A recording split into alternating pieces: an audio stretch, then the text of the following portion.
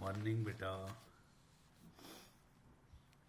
आज हम आपके साथ शुरू से थोड़ा सा ब्रीफली अगेन डिस्कस कर रहे हैं in from starting alkyl and aryl halides.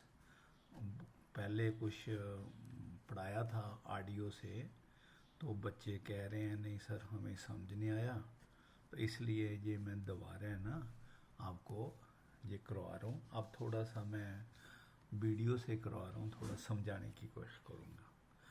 देखो बेटा, अल्काइल हलाइड जो हैं ये RX को कहते हैं हम अल्काइल हलाइड, और अगर बेंजीन के साथ ये X लग जाए तो इसको हम कहते हैं अराइल हलाइड। जरूरी नहीं है बेंजीन, और भी कोई हो सकता है, ठीक है।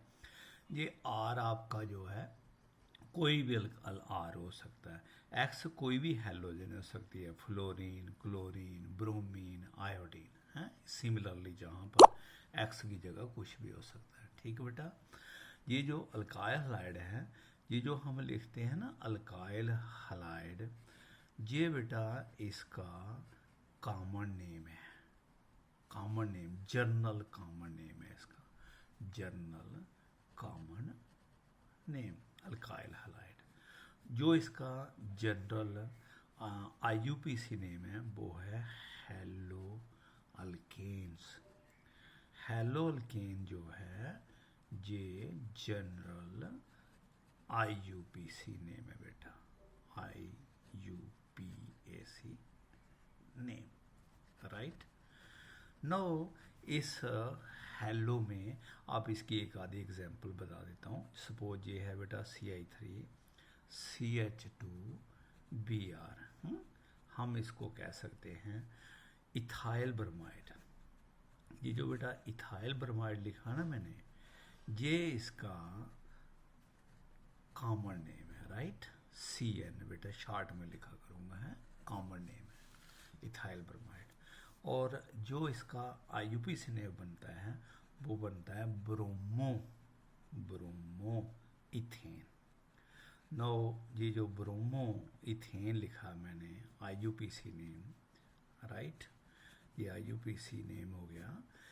ब्रोमो की मैंने पोजीशन नहीं बताई क्योंकि कार्बन सिर्फ 2 हैं, अगर इधर ब्रोमो लगा या इधर लगा इससे फ़र्क नहीं पड़ेगा, इसलिए इसको 1 2 कहने की ज़रूरत नहीं।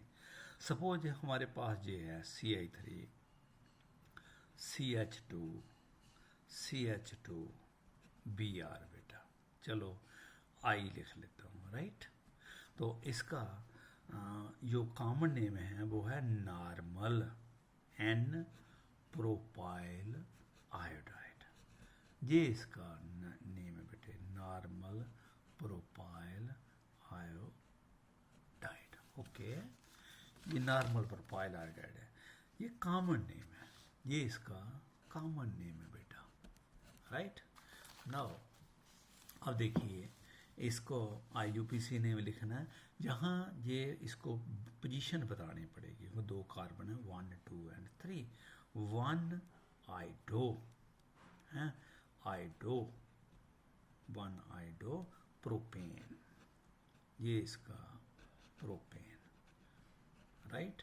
ये इसका IUPAC नेम है, राइट। नाउ अगर मैं इसका ये सपोज ये स्ट्रक्चर लिख लेता हूँ CI3 CHI then here CH3, right. Now इसके केस में इसका जो नेम होगा, जो कॉमन IUPAC कॉमन नेम जो है that is iso propyl iodide, isopropyl iodide, ये बेटा इसका कॉमन नेम है, राइट, कॉमन नेम है। जो इसका IUPAC नेम है ये है 1 2 3, it is 2 आइडो propane, 2 आइडो propane, right बेटा। नो ये इसका IUPAC नेम है। अब मैं 1 2 नेम और लिखूंगा, जैसे आपको मालूम है ये है, ये हमारे पास है CI3, right, CH2 CH2 Cl, और ये है CI3 CH Cl CH2 CH3, और तीसरा इसका बन रहा है CI3, ये बेटा CH3, then this CH3 CI3, then this Cl, और एक इसका ये बन रहा है CH3, ये बेटा आपका CH3, ये then CH, then CH2, suppose Br लिख लिया, राइट। ये चार डिफरेंट हैं, आपको मालूम है कार्बन चार हैं, चार है तो ब्यूटेन कहते हैं, जब रेडिकल बन जाए तो ब्यूटाइल कहते हैं। ये चार किस्म के ब्यूटाइल है बेटा। जहाँ पर जो क्लोराइड जहाँ पर लगा है, जिस कार्बन से लगा है वो प्राइमरी कार्बन है बेटा। प्राइमरी मीन जो डायरेक्टली ए के साथ है, ये प्राइमरी कार्बन है। इसको ये दो नाम है बेटा, एक इसका है normal butyl, normal butyl chloride, normal butyl chloride. जो इसका IUPAC नेम बनेगा वो तो आपको मालूम है। अब 1 chloro, 1 2 3 4, 1 chloro butane, 1 chloro butane, ये इसका। अब इसका नाम लिखना बेटा, ये मैं ब्रैकेट में इनका IUPAC नेम लिख रहा हूँ, है ये कॉमन नेम है, और ये इसका IUPAC नेम है, IUPAC नेम है, राइट। अब इसका नाम लिखना है। देखो ये जो क्लोराइड जिस कार्बन से लगा हुआ है, ये सेकेंडरी कार्बन है, ये सेकेंडरी कार्बन है, क्योंकि इसके साथ दो लगे हुए हैं जी। जब वो सेकेंडरी कार्बन हो तो उसको हम बोल देते हैं secondary butyl, secondary butyl chloride, right बेटा। ये आपका सेकेंडरी ब्यूटाइल क्लोराइड हो गया, और इसके केस में ये इसका कॉमन नेम है। जो इसका IUPAC नेम बनेगा 1 2 3 4, क्लोरो जो है वो 2 पर लगा है, सो इट इज, इसका जो IUPAC नेम बन गया that is 2 chloro butane, right, 2 chloro butane. Now ये अब इसकी नेम करना है। क्लोराइड जिस कार्बन के साथ लगा बेटा, उसके साथ जो मिथाइल लगे हैं वो 3 लगे हैं, तो ये टर्शरी कार्बन हो गया है। इसलिए this is a tertiary carbon, इसलिए बेटा हम इसका कॉमन नेम लिख देते हैं tertiary butyl chloride, okay. It is written as a tertiary butyl chloride, it is common name. Now IUPAC name देखो बेटा, IUPAC नेम के लिए आपको मालूम है ये ब्रांच्ड है, ठीक है। ब्रांच होने में हम क्या करते हैं, एक चेन बना लेते हैं जो सबसे लंबी हो। अगर मैं इसको चेन बना लूँ पेरेंट, इसमें 1 2 3 कार्बन है, अगर इसको बना लूँ इसमें भी 1 2 3 है, अगर मैं इसको बना लूँ इसमें भी 1 2 3 है, सारी चेन एक जैसी है। किसी एक को मैं पेरेंट बना सकता हूँ, ये मैंने इसको पेरेंट बना दिया। अब जब पेरेंट बना दिया, इधर से काउंटिंग कर दिया 1 2 3, ये जो क्लोरो लगा है ये नंबर 2 कार्बन पे लगा है, जो मिथाइल लगा है ये भी नंबर 2 कार्बन पे लगा। तो अब ये जो हैं ये दोनों 2 पर लगे हैं, 1 2 and 3।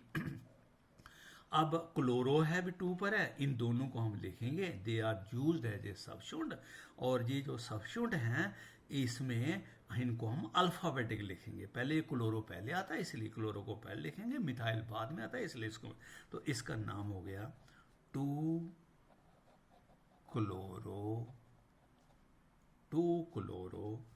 2 methyl, 2 chloro 2 methyl, then पीछे ये ना खत्म हो गया, ये खत्म हो गया, पीछे 3 कार्बन रह गए, इट बिकम प्रोपेन,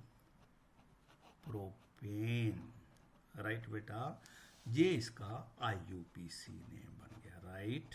नाउ अब रहा जे, इसके केस में ये हमारी ये पेरेंट चेन बनती है और ये पेरेंट चेन के साथ ये मिथाइल लगा हुआ है।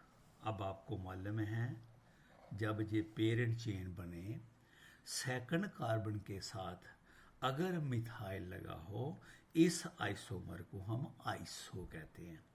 दोबारा मैं बोल रहा हूँ, जब ऐसे हो चेन जा रही हो, सेकंड कार्बन के साथ अगर मिथाइल लगा हो तो इस कंपाउंड को हम आइसो कहते हैं। सो इसका नाम हो गया आइसो ब्यूटाइल।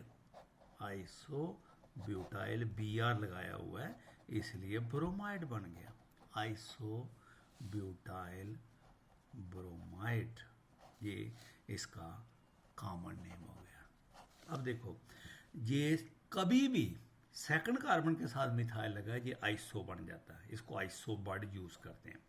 और आगे ये है कितना भी लंबा हो लेकिन वो स्टेट चेन होना चाहिए, ब्रांच नहीं होनी चाहिए उसको। अगर एक और कार्बन लग जाता तो ये आइसो पेंटाइल बन जाता है, 1 2 3 4 और ये 5। अगर एक कार्बन और लग जाता आइसोहेक्साइल बन जाता। लेकिन वो पहला जो अगला वाला है वो उसमें ब्रांच नहीं होना चाहिए, वो कंटिन्यूस होना चाहिए, तभी आइसो लिख सकते हो, नहीं तो नहीं। नाउ इसका अब हम IUPAC नेम लिखेंगे। IUPAC में इधर से काउंट करता हूँ तो सब्स्टिट्यूट 2 पर आ रहा है, इधर से कर रहा हूँ तो 1 पे आ रहा है। और ये ब्रोमो और मिथाइल एक जैसे सब्स्टिट्यूट है, इनको प्रेफरेंस बराबर मिलती है, लेकिन ब्रोमो अल्फाबेटिकली पहले आता है, तो वैसे भी इसकी नंबर 1 है तो इसलिए इसको 1 हो गया, ये आपका 2 हो गया और ये आपका 3 हो गया। ओके, इसका नाम लिखेंगे ये मिथाइल ब्रोमो। ब्रोमो जो है वो 1 पर लगा है, मिथाइल जो है वो 2 पर लगा है। 1 bromo 2 methyl, 1 bromo 2 methyl propane, ये बेटा 4 हैं। ये चारों का फार्मूला सेम है बेटा, हैं, सब में कार्बन 4 हैं, सब में हाइड्रोजन जो है वो 9 है और सब में एक हेलोजन लगा। They are the isomers, they are the isomer of butyl radical. Butyl radical है ये नॉर्मल ब्यूटाइल रेडिकल है, ये आपका सेकेंडरी ब्यूटाइल रेडिकल है, ये आपका टर्शियरी ब्यूटाइल रेडिकल है और ये आपका आइसो ब्यूटाइल रेडिकल है, राइट। ये ब्यूटाइल रेडिकल है सारे।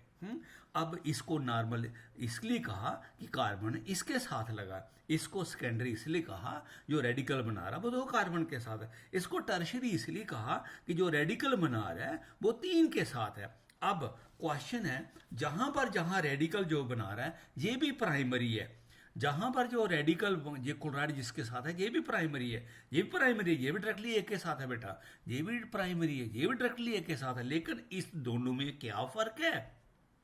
हाँ, ये भी प्राइमरी है, ये प्राइमरी, अगर नहीं इसको तो हमने सीधा कह दिया सेकेंडरी, इसको हमने सीधा कह दिया टर्शियरी। प्रॉब्लम रही इसकी और इसकी, क्योंकि ये भी प्राइमरी है और ये भी प्राइमरी। इसका हमने बना लिया जो एक लाइन में है, कोई ब्रांच नहीं है, उसको हमने नॉर्मल कह दिया। इसमें कहा जो ब्रांच है, एक ब्रांच है, और ब्रांच भी कहाँ लगी है? सेकंड कार्बन के साथ, उसको हमने क्या कह दिया? आइसो। तो it is called as iso butyl, it is called as normal butyl. Okay, हाँ तो बेटा नेक्स्ट अब मैं कुछ आपके साथ, ये कुछ नेमिंग थी जो इम्पोर्टेंट है, ये आगे जाके यूज होनी है, इसलिए मैंने आपको बताया। अब देखो प्राइमरी सेकेंडरी का आपको आई थिंक कंसेप्ट क्लियर हो गया होगा, जिसको नहीं हुआ मैं फिर समझाने की कोशिश करता हूँ। बेटा देखो, ये है कार्बन कार्बन कार्बन, ठीक है, ये कार्बन है, ये कार्बन है, ये कार्बन जो है डायरेक्टली एक के साथ है, ये प्राइमरी कार्बन है। ये कार्बन जो है ये भी डायरेक्टली एक कार्बन के साथ है, वो आगे जाए कितनों के साथ हो उसको नहीं बात करना, ये भी डायरेक्टली एक के साथ है, ये भी बेटा आपका प्राइमरी है। ये कार्बन जो है ये भी डायरेक्टली एक ही कार्बन के साथ है, वो आगे चाहे कितनों के साथ है, ये भी प्राइमरी है, राइट। जहां आओ अब इस कार्बन की बात करते हैं, ये कार्बन डायरेक्टली एक इसके साथ है, एक इसके साथ है, तो ये सेकेंडरी हो गया बेटा, दिस इज सेकेंडरी कार्बन, ऐसे इसी लिखते हैं। अरे ये तो देखा नहीं, ये भी डायरेक्टली ए के साथ है, ये भी प्राइमरी है। अब let us talk for this carbon. ये कार्बन जो है, ये वाली है, इस कार्बन के साथ जे भी लगा हुआ है, जे भी लगा हुआ है, जे भी लगा हुआ है। This is a tertiary carbon. ये बेटा हमने 11th में कराया हुआ, मैं इसलिए दोबारा बता रहा हूँ, किसी को भूल गया हो। ये टर्शरी कार्बन है बेटा। ये जो कार्बन है ये भी डायरेक्टली 3 के साथ है, 1 2 3, फिर इसको भी हम क्या कहते हैं, टर्शरी। तो हो गया बेटा, ये दोबारा मैंने आपको प्राइमरी सेकेंडरी टर्शरी का कंसेप्ट बता दिया। अब नेक्स्ट जो है, अब हम आपके साथ डिस्कस करेंगे क्लासिफिकेशन बेटा, right. Classification of alkyl halide. Classification start करने से पहले मैं आपको थोड़ा सा हाइब्रिडाइजेशन का कंसेप्ट दे दूं। हाइब्रिडाइजेशन का बेटा ये बार बार यूज़ होना बेटा, हाइब्रिडाइजेशन इसमें तो 11 थोड़ा सा ब्रीफली दे रहा हूँ बेटा, इसका कंसेप्ट 11th में किया हुआ है, थोड़ा सा आपको दोबारा बता रहा हूँ। देखो ये CH3 है, ये बेटा CH डबल बॉन्ड CH2 है, ये बेटा C है, इसने आगे 3 बॉन्ड बनाए हैं, C है, और ये आगे फिर सपोज में CH3 लिख दिया, राइट। ये देखो जरा ध्यान से देखना, ये जो कार्बन है इसने 4 सिग्मा बॉन्ड बनाए हैं, 3 इधर 1 इधर, 4 सिग्मा बेटा, 4 सिग्मा, 3 इस हाइड्रोजन के साथ 1 इसके साथ, सिंगल बॉन्ड को सिग्मा बॉन्ड कहते हैं। जब 4 सिग्मा कार्बन ने बनाए हों उसकी बेटा जो हाइब्रिडाइजेशन होती है वो sp3 होती है, राइट। अब ये जो कार्बन है इसने 1 सिग्मा जे बनाया है, 1 सिग्मा जे बनाया, ये जो 2 हैं ये पाई हैं बेटा।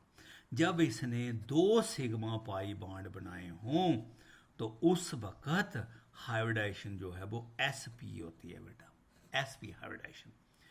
इसने भी बेटे 1 सिग्मा जे है और 1 सिग्मा जे है, इसने भी 2 सिग्मा बनाए हैं, और इसकी वजह से इसकी भी जो हाइब्रिडाइजेशन है क्या है, sp।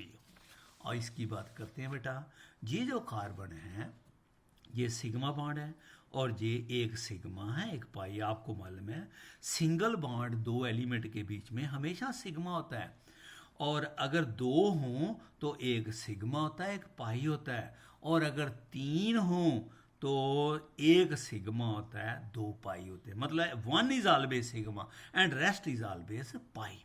तो इस कार्बन के 1 सिग्मा 2 सिग्मा, तो 1 हाइड्रोजन के साथ भी बनाया है बेटा इसने, सिग्मा इसके साथ भी है, ये हाइड्रोजन के साथ भी सिग्मा है, 1 2 और 1 इस हाइड्रोजन के साथ, 3 सिग्मा बेटा। जब 3 सिग्मा है तो इसकी हाइब्रिडाइजेशन होगी sp2, ठीक है। इसकी भी बेटा sp2, क्योंकि इसके भी 3 सिग्मा, 1 सिग्मा 2 सिग्मा और 1 हाइड्रोजन के साथ। ये बेटा ये सिग्मा जो है ये साझा होता है, इसका भी काउंट करना है, इसको भी काउंट करना है। इसके ये 3 सिग्मा हो गए, इस कार्बन के दोबारा 4 सिग्मा हो गए, 1 सिग्मा ये हो गए, 3 हाइड्रोजन के साथ, 1 हाइड्रोजन 2 हाइड्रोजन 3 हाइड्रोजन, तो ये भी दोबारा 4 सिग्मा हो गया, और फिर दोबारा हाइब्रिडाइजेशन क्या होगी, sp3। नाउ जब sp हाइब्रिडाइजेशन हो, ठीक है, कार्बन की, तो उसने 2 सिग्मा बनाए होते हैं और 2 पाई बनाए होते हैं, राइट। और ये जो पाई बनते हैं ये पाई और ये सिग्मा ये हाइब्रिडाइज्ड ऑर्बिटल से बनते हैं, ये अनहाइब्रिडाइज्ड से बनते हैं, राइट। और sp हाइब्रिडाइजेशन की जो ज्योमेट्री होती है ये लीनियर होती है, लीनियर एक लाइन में होती है बेटा इसकी ज्योमेट्री, लीनियर ज्योमेट्री, राइट। जब हाइब्रिडाइजेशन sp2 हो बेटा, sp2 उस वक्त 3 सिग्मा बनाता है कार्बन और 1 पाई बनाता है। ये मैं कार्बन की बात कर रहा हूँ सिर्फ, इसको किसी दूसरे एलिमेंट के साथ मत जोड़ना। ये 3 सिग्मा। अब जहाँ पर ये sp2 हाइब्रिडाइजेशन है इसकी जो ज्योमेट्री है वो बेटा ट्राइगोनल ज्योमेट्री होगी, ट्राइगोनल, ठीक है। ट्राइगोनल प्लानर है, समझते हो? ट्राइगोनल प्लानर का मतलब ये होता है, ये ऐसे होता है 1 2 3, ये प्लानर है बेटा, ठीक है।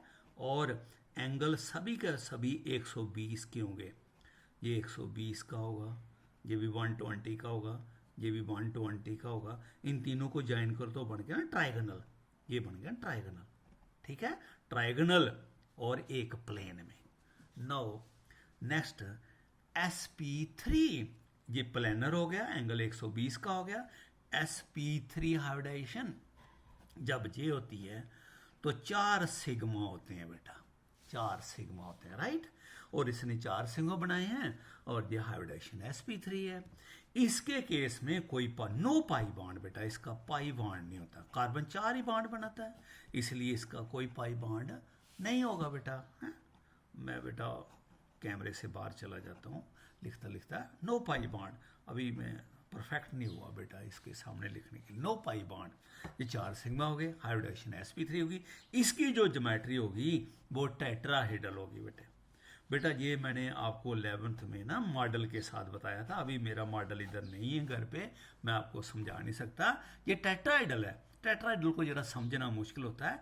ऐसे होता है, एक ये ऊपर को है बेटा, ये ऊपर को है, ठीक है, और एक ये इधर है, तो एक ये इधर है और ये एक इधर है। इन सब में एंगल जो है 109.28 होता है, नॉन प्लेनर होता है ये एक प्लेन में नहीं लाई करता। कोशिश करता हूँ टेट्राहेड्रल कैसे होता है। ऐसे होता है, एक ये सेंटर में आ गया, एक ऊपर, 2 3 और ये 4, ठीक है, ये 4 बनते हैं ये टेट्राहेड्रल, ठीक है। तो ये हो गया हाइब्रिडाइजेशन के रिगार्डिंग। अब मैं आपको ना कुछ स्टेबिलिटी ऑफ कार्बोकेटाइन समझाऊंगा बेटा। ये मैं इसलिए ये चीज़ें पहले बता रहा हूँ, ये वैसे हमने सारी 11th में पढ़ी हुई हैं, तो आपने भूल गए होंगे, इसलिए बच्चे कह रहे हैं सर समझ नहीं आ रही। स्टेबिलिटी ऑफ कार्बोकेटाइन, पहली तो बात ये है, ये जो कार्बोकेटाइन ये आगे यूज़ होना बेटा, इसलिए बता रहा हूँ। स्टेबिलिटी ऑफ कार्बोकेटाइन, पहली तो बात ये है, ये स्टेबिलिटी ऑफ कार्बोकेटाइन का मतलब क्या है। ये सी है, सपोज ये बॉन्ड बना है क्लोराइड के साथ, और बेटा ये आपका CI3 है, ये CI3 है, ये CI3, इधर कुछ भी लग सकता है बेटा, कोई अल्काइल ग्रुप भी लग सकता है। क्या होता है, ये बॉन्ड ऐसे ब्रेक हो गया, आपको मालूम है इसको हेटेरोलिटिक फिशन कहते हैं। इस हेटेरोलिटिक फिशन में ये दोनों इलेक्ट्रॉन ये क्लोराइड ले जाता है, और जब ये क्लोराइड ले जाता है तो ये फिर जो C बच जाता है वो पॉजिटिव हो जाता है, और उसके साथ बॉन्ड 3 रह जाते हैं बेटा।